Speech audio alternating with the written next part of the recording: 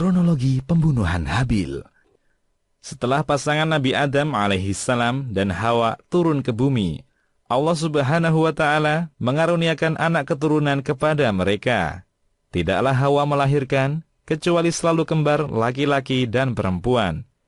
Diriwayatkan dari Ibnu Ishaq dalam tafsir Al-Baghawi dan tafsir Al-Qurtubi bahwa Hawa melahirkan 40 anak dengan 20 kali mengandung. Wallahu a'lam. Setelah anak keturunannya mencapai dewasa, Allah Subhanahu wa Ta'ala mensyariatkan dengan membolehkan kepada Nabi Adam alaihissalam untuk menikahkan salah satu dari pasangan kembar dengan salah satu dari pasangan Qabil bersama Iklimia yang berparas cantik. Sedangkan pasangan kembar adiknya bernama Habil dan Layuda berparas kurang menarik. Ketika Nabi Adam alaihissalam hendak menikahkan mereka, yakni Habil dengan Iklimia dan Qabil dengan Layuda, proteslah Qabil dan membangkang dikarenakan saudara Habil jelek dan saudarinya sendiri cantik, sehingga ia menginginkan saudara kembarnya tersebut untuk dirinya sendiri lantaran ia merasa dirinya lebih berhak atas saudara kembarnya. Berdasarkan wahyu dari Allah, Nabi Adam alaihissalam memerintahkan keduanya untuk berkurban. Siapa yang diterima kurbannya, maka dialah yang berhak atas keutamaan menikahi saudara kembar Qabil. Kurban Qabil dan Habil. Qabil adalah seorang petani. Ketika diperintahkan untuk berkurban, maka ia berkurban dengan seikat gandum. Dia pilih gandum yang jelek dari tanamannya. Dia tidak peduli apakah kurbannya diterima atau tidak, karena rasa sombong dan dengki sudah menguasainya.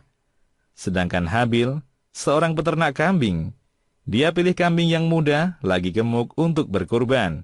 Dia berkeinginan agar kurbannya diterima di sisi Allah Ta'ala. Setelah kurban keduanya dipersembahkan, Allah Ta'ala menurunkan api berwarna putih, dan dengan izin Allah, api itu membawa kurban Habil sebagai tanda bahwa kurbannya diterima, dan meninggalkan kurban Qabil.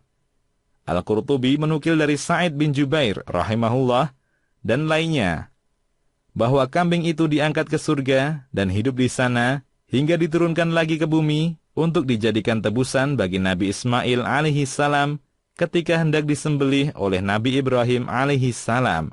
Wallahu a'lam. Melihat yang demikian, di mana kurbannya tidak diterima, spontan marahlah Qabil hingga berlanjut mengancam Habil untuk membunuhnya. Walau bagaimanapun, dia tak ingin Habil menikahi saudara perempuannya. Allah Ta'ala berfirman menceritakannya dalam surat Al-Ma'idah ayat 27. Ceritakanlah kepada mereka kisah kedua putra Adam, Qabil dan Habil, dengan sebenarnya. Ketika keduanya mempersembahkan kurban, maka diterima dari salah satunya dan tidak diterima dari yang lainnya. Maka berkatalah yang tidak diterima kurbannya, "Sungguh, aku akan membunuhmu." Dan berkata yang diterima kurbannya, "Sesungguhnya Allah hanya menerima kurban dari orang-orang yang bertakwa." Melihat kakaknya berniat membunuhnya, Habil tidak membela diri, sebaliknya dia menyerahkan dirinya dan tidak ada keinginan melawan. Dia berkata, "Sungguh, kalau kamu menggerakkan tanganmu untuk membunuhku, sekali-kali aku tidak menggerakkan tanganku untuk membunuhmu. Sesungguhnya aku takut kepada Allah, Rabb sekalian alam. Sesungguhnya aku ingin agar kamu kembali dengan membawa dosa pembunuhan ini dan dosa kamu sendiri yang lain. Maka kamu menjadi penghuni neraka. Dan yang demikian itulah pembalasan bagi orang-orang yang zalim." Quran Surat Al-Ma'idah ayat 28 hingga 29. Habil melakukan tindakan ini karena Qabil bukanlah orang kafir, melainkan pelaku maksiat. Dia khawatir jika melawan akan punya keinginan seperti Qabil, yakni membunuh lawannya. Ini tentu berakibat fatal, karena nanti kedua-duanya akan masuk neraka.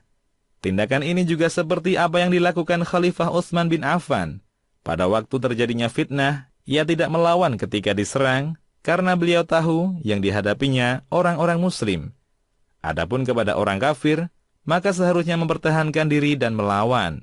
sebagaimana sabda Rasulullah sallallahu alaihi wasallam dalam hadis Bukhari dan Muslim. Apabila dua orang muslim berhadapan dengan pedang masing-masing, maka pembunuh dan yang dibunuh keduanya masuk neraka. Para sahabat bertanya, "Wahai Rasulullah, kalau pembunuh wajar ia masuk neraka, tetapi kalau yang dibunuh, apa gerangan penyebabnya?" Maka Rasulullah sallallahu alaihi wasallam menjawab, "Sesungguhnya yang dibunuh itu juga berkeinginan membunuh temannya."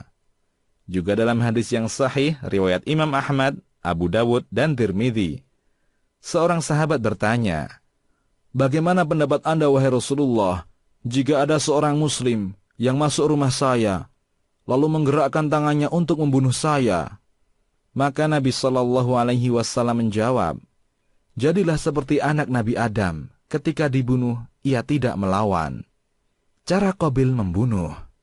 Diriwayatkan dalam beberapa kitab tafsir, Qabil berkeinginan kuat untuk membunuh saudaranya Habil, sekalipun sudah diberikan nasihat dan peringatan oleh Habil sendiri. Pada suatu hari, ketika Habil sedang menggembala kambing lantas tertidur lelap, tiba-tiba datanglah Qabil dengan membawa batu, lalu dengan beringas, batu itu dilemparkan mengenai kepala Habil hingga memecahkannya. Riwayat lain menyatakan bahwa Habil dicekik dan digigit sebagaimana binatang buas ketika menyantap mangsanya. Wallahu a'lam. Dan pada akhirnya, matilah Habil karenanya. Setelah Habil meninggal, tanpa rasa belas kasihan, Qabil meninggalkan jenazahnya di tempat terbuka. Dia tidak tahu apa yang mesti dilakukan kepada jenazah saudaranya, karena jenazah Habil adalah yang pertama kali di atas permukaan bumi. Perbuatan Qabil ini membuahkan malapetaka yang besar bagi dirinya sendiri. Dia akan menanggung dosa dari pembunuhannya tersebut, karena ia tidak bertaubat, sekaligus dosa orang yang menirunya, yakni melakukan pembunuhan dengan jalan yang tidak benar. Sabda Rasulullah sallallahu alaihi wasallam, "Tidaklah dibunuh suatu jiwa dengan zalim, melainkan dosa pembunuhan itu akan ditanggung pula oleh anak Adam yang pertama, yakni Qabil, karena dialah yang pertama memberi contoh pembunuhan." Hadis riwayat Bukhari dan Muslim. Rasulullah sallallahu alaihi wasallam juga bersabda, "Barang siapa yang memulai perkara baik yang disyariatkan, maka baginya pahala dan pahala orang-orang yang mengikutinya sampai terjadinya hari kiamat.